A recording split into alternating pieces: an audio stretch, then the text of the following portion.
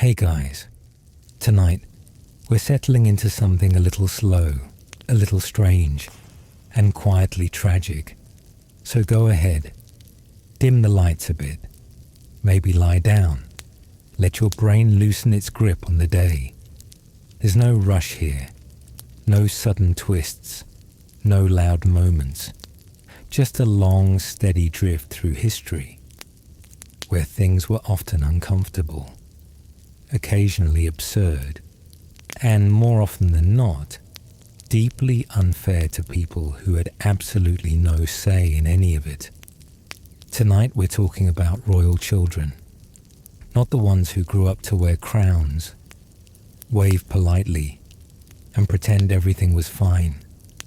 No, we're focusing on the other group, the ones who were almost important, the ones who were born into power and then quietly removed from it. Because in royal families, losing the throne didn't just mean disappointment. It meant your entire life might suddenly become inconvenient. And if there's one thing history shows us again and again, it's that inconvenient royal children rarely had a peaceful future. So let's begin, slowly, with a very simple idea. A child is born into a palace. They are surrounded by silk, servants, and the constant whisper that they are important, maybe even chosen. But then, something shifts. A parent dies. A cousin takes power. A rival faction wins. And suddenly, that child is no longer the future of the kingdom. They are a problem. And history had a few very creative ways of dealing with problems like that. Let's drift first to medieval England, a place that, despite all the castles and pageantry, had a habit of turning family drama into long-term political disasters. Here, royal children weren't just children. They were symbols, living, breathing symbols of legitimacy. And legitimacy, unfortunately, tends to make people nervous, especially when it's attached to someone small, quiet, and technically still alive. Take, for example, two young boys, sons of a king. They weren't particularly loud. They weren't rebellious. They weren't plotting anything. They were just there, which, as it turns out, was enough. When their father died, the older boy was supposed to become king. Simple enough. Except his uncle stepped in. And like many uncles in royal history, he had opinions, strong opinions, very convenient opinions. He suggested, gently, of course, that the boys might not actually be legitimate, which is a bold claim to make about your own brother's children. But this is medieval politics, so boldness was practically a requirement. And once that idea was introduced, well, things moved rather quickly. The boys were placed in the Tower of London. Now, the tower sounds dramatic, and it is, but at the time, it wasn't always a prison in the modern sense. More like a holding area. A place where important people waited, while other important people decided what to do with them. So the boys waited. They were seen playing in the courtyard, occasionally looking out from the windows. Still children, still visible, still, inconveniently, alive. And then, they weren't. No grand announcement, no dramatic trial, no official explanation.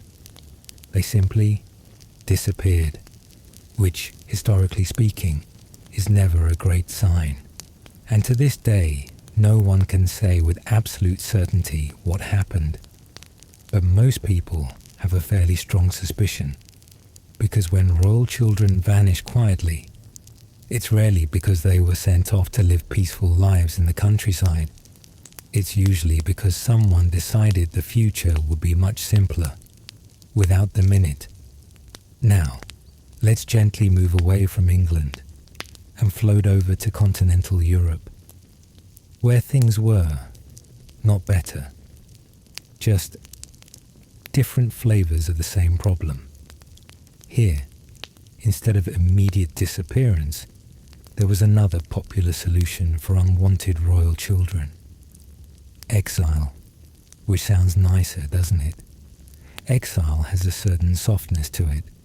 It suggests distance, maybe even freedom, a chance to start fresh. But in reality, exile was more like being carefully removed from relevance. You were sent away, often to another court, or a distant estate, or sometimes a monastery. Because monasteries were very useful for this sort of thing. Quiet places, controlled environments, no political influence, no armies, no inconvenient claims to the throne, and importantly, very little chance of coming back. For many royal children, especially girls, this became the default path. If they weren't useful for marriage alliances, they were quietly redirected into religious life, which sounds peaceful until you remember. This wasn't usually their choice. Imagine growing up surrounded by luxury, only to be told, one day, that your new future involves silence, routine, and a lifetime behind stone walls. Because someone, somewhere, decided you were no longer politically valuable. And that's really the key idea here. Royal children weren't treated based on who they were. They were treated based on what they represented. And once that representation became inconvenient, their personal wishes didn't matter very much. Now, of course, not all solutions were quite so final. Some royal children were kept alive, which, in these circumstances, was almost a mixed blessing. Because being alive meant you could still be used. You could be married off, strategically. You could be kept under watch, just in case. You could be brought out, occasionally, when someone needed a convenient figurehead, a puppet, a reminder, a threat. And this leads us to one of the more quietly uncomfortable roles a royal child could have, the backup claimant, which sounds important, but in practice, it meant your entire existence was tied to political instability. If things were calm, you were ignored. If things went wrong, suddenly you were very important.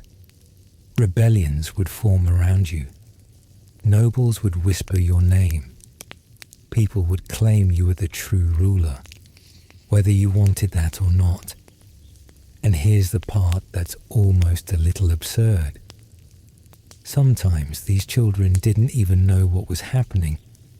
They would be raised in relative obscurity, only to be suddenly presented to the world as a symbol of resistance, a living argument, a justification for conflict, which is a lot to place on someone who, not too long ago, was just trying to get through childhood.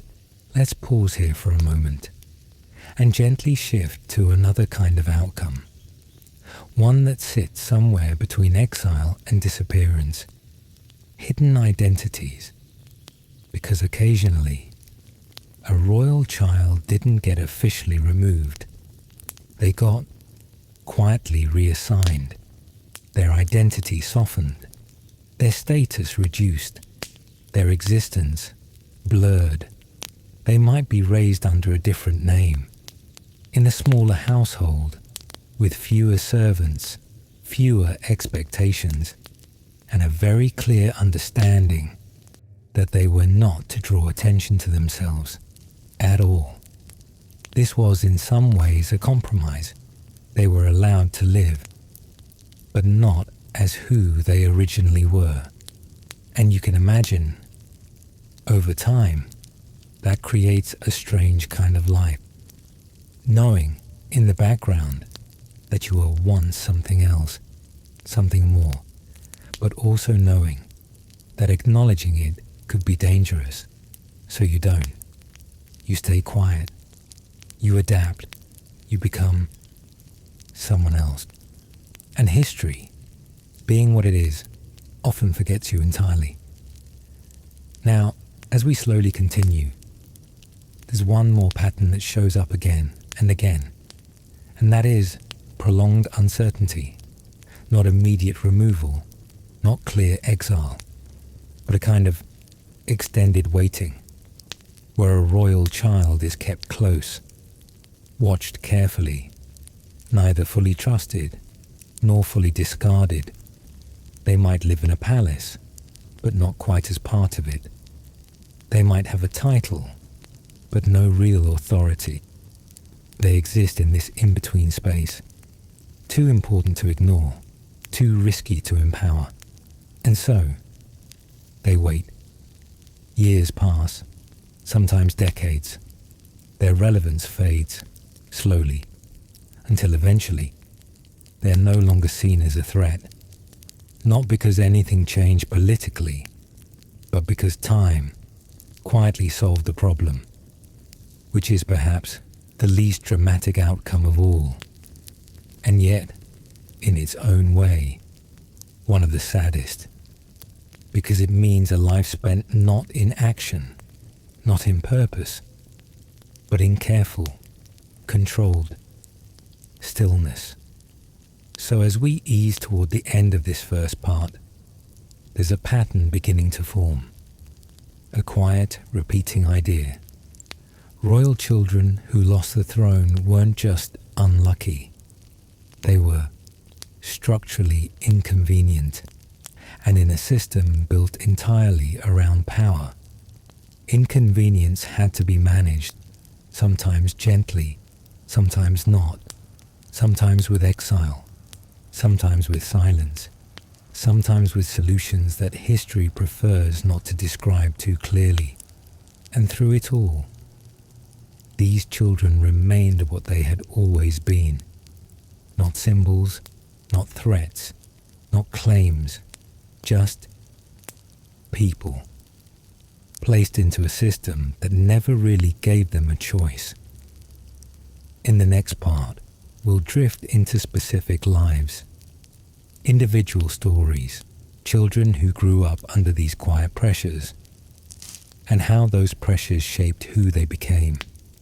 Some adapted, some resisted, some simply faded into the background of history. So for now, just let your mind settle here. No urgency, no sharp edges, just the slow understanding that in royal history, losing the throne wasn't just a political event. It was the beginning of a very different kind of life.